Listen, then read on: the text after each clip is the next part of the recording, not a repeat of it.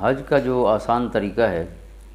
وہ یعنی خصوصی دن جو ہیں حج کے وہ تو یہ 8 ذی الحجہ سے لے کر 12 ذی الحجہ تک ہی ہیں، اور اگر کوئی ٹھہر جائے مینا میں تو پھر 13 کی صبح بھی وہ کنکریاں مار سکتا ہے۔ تو یعنی یوں 8، 9، 10، 11 اور 12، تو یہ 5 دن ہیں جو اہم ہیں، اور ان کو حجاج کرام کو یاد رکھنا چاہیے کہ ان دنوں میں ان کی کیا جو ہیں وہ مصروفیات ہوں گی، تو ذہنی طور پہ تیار ہوں گے کہ آج کیا کام کرنا ہے، تو ظاہر ہے پھر بہت آسانی ہو جائے گی۔ 8 ذی الحجہ کو حجاج کرام نے جو مکہ مکرمہ میں ظاہر مقیم ہوں گے، ہمارے جو پاکستانی حجاج کرام ہیں یہ عموماً حج تمتع کرتے ہیں، پہلے جائیں گے عمرہ کر کے احرام کھول دیں گے، تو پھر مکہ مکرمہ میں ہی 8 ذی الحجہ کو کسی بھی وقت احرام باندھیں گے، اور اس کا طریقہ تو آسان صحیح ہے، یعنی غسل کریں گے، 2 چادریں پہنیں گے، اور پھر نیت کریں گے کہ اے اللہ میں حج کی نیت کرتا ہوں، اسے میرے لیے آسان فرما اور قبول فرما، اور اگر عربی کے لفظ بول سکتے ہیں تو بہتر ہے، اللہم انی ارید الحج فیسرہ لی وتقبلہ منی، اور پھر اس کے بعد تلبیہ پڑھیں گے، لبیک اللہم لبیک لبیک لا شریک لک لبیک ان الحمد والنعمت لک والملک لا شریک لک۔ اس کے بعد پھر مینا پہنچیں گے، اور مینا میں یعنی 8 ذی الحجہ کو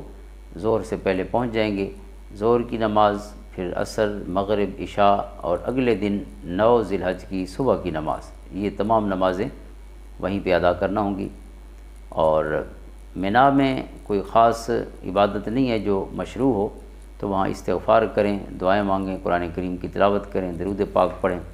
تو یہ 8 ذی الحجہ جس کو یوم ترویہ بھی کہتے ہیں یہ مکمل ہو گیا۔ 9 ذی الحجہ کو یوں سمجھیے کہ مین کام ایک ہی ہے، وقوف عرفات، یہ سب سے اہم رکن ہے حج کا، کہ ایک لمحے کے لیے بھی اگر حاجی اس جو مقررہ وقت ہے اس میں عرفات میں پہنچ گیا تو اس کا حج ہو جائے گا۔ اس لیے جو مریض ہوتے ہیں، خدا نخواستہ ایمرجنسی ہو جاتی ہے، تو وہ حکومت جو ہے ان کو ایک لمحے کے لیے بھی وہاں ضرور جو بھی طریقہ کرتے ہیں ایمبولینس وغیرہ پہ اس میدان میں پہنچاتے ہیں۔ تو 9 ذی الحجہ کو صبح کے بعد حجاج کرام جو ہیں وہاں سے روانہ ہوتے ہیں مینا سے، اور پہنچ جاتے ہیں عرفات۔ عرفات میں جو وقوف کا وقت ہے وہ زوال آفتاب سے لے کر رات تک ہے، لیکن جو واجب ہے وہ زوال آفتاب سے لے کر مغرب تک، اور عموماً اسی وقت ہی حجاج کرام عرفات میں قیام کرتے ہیں۔ اور یہاں کی سب سے بڑی عبادت جو ہے وہ استغفار ہے، گناہوں کی معافی مانگنا ہے۔ پورا دن جو ہے اس میں انسان کو صرف کرنا چاہیے، اپنے گناہوں کو یاد کر کے نادم ہونا چاہیے، اللہ رب العزت کی بارگاہ میں رو رو کے دعائیں مانگنی چاہیے، خصوصاً گناہوں کی معافی، اللہ تعالیٰ کی غضب سے، اس کی ناراضگی سے دنیا آخرت میں محفوظ رہنے کی دعا مانگنی چاہیے، اپنے لیے اور اپنے وطن کے لیے، اپنے رشتہ داروں کے لیے، جن احباب نے خصوصاً کہا ہو ان کا نام لے کر انہیں یاد کر کے یا اجتماعی انداز میں ان کے لیے دعا کرنی چاہیے۔ مغرب کی نماز جو ہے وہ یہاں پڑھے بغیر، یعنی عرفات میں پڑھے بغیر حجاج کرام پھر واپس مزدلفہ کی طرف آتے ہیں، اور مزدلفہ میں مغرب اور عشاء پھر اکٹھی پڑھتے ہیں۔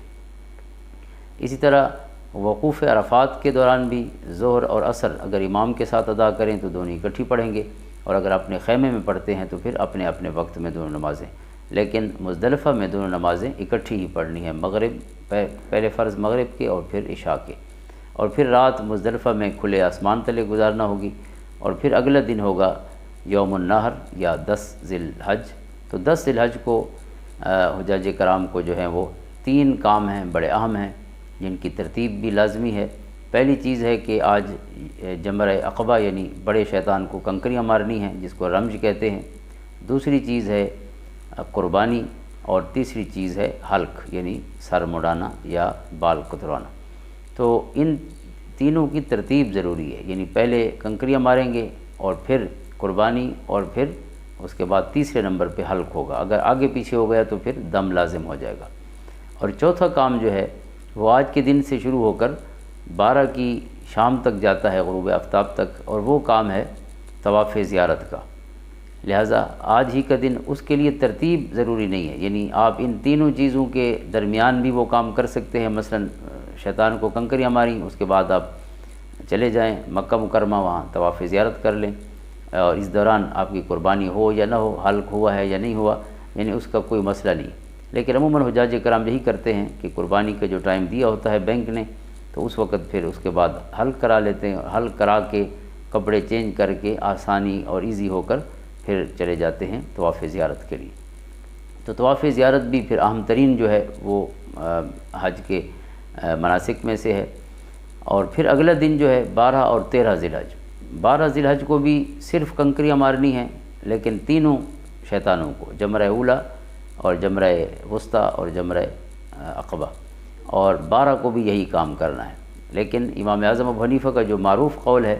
وہ تو یہ ہے کہ 12 اور 13 کو زوال آفتاب کے بعد، یعنی جب سورج ڈھلے دوپہر کے وقت، تو اس کے بعد کنکریاں مارنی ہیں۔ لیکن آپ کا لباب المناسک میں اور کئی دیگر کتب میں ایک قول ہے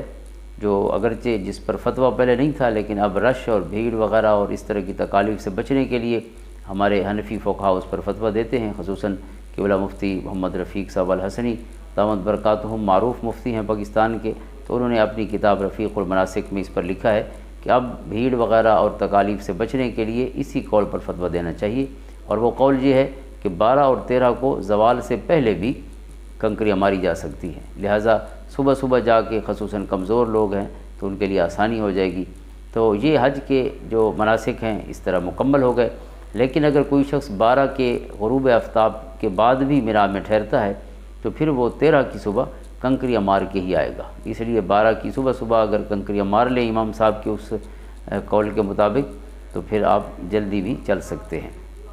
لیکن اگر اسی ظاہر و روایہ کا جو قول ہے یعنی زوال کے بعد والا، تو زوال کے بعد پھر کنکریاں مار کے 12 کو فوراً مکہ شریف کی طرف آ جائیں گی، اور اس طرح حج مکمل ہو گیا۔ اب ایک ہی کام رہ جائے گا، اور وہ کام ہے طواف وداع۔ جس دن مکہ سے نکلنے لگیں گے، پروگرام ہوگا، تو طواف وداع یعنی الوداعی ایک طواف کر لیں گے، اس طرح حج مکمل ہو جائے گا۔ اللہ تعالیٰ تمام مناسک خیر عافیت کے ساتھ اور اسی ترتیب کے ساتھ جو آقا کریم علیہ الصلوۃ والسلام کی سنت ہے، جس طرح شریعت مطہرہ کا حکم ہے، اللہ تعالیٰ ادا کرنے کی توفیق عطا فرمائے۔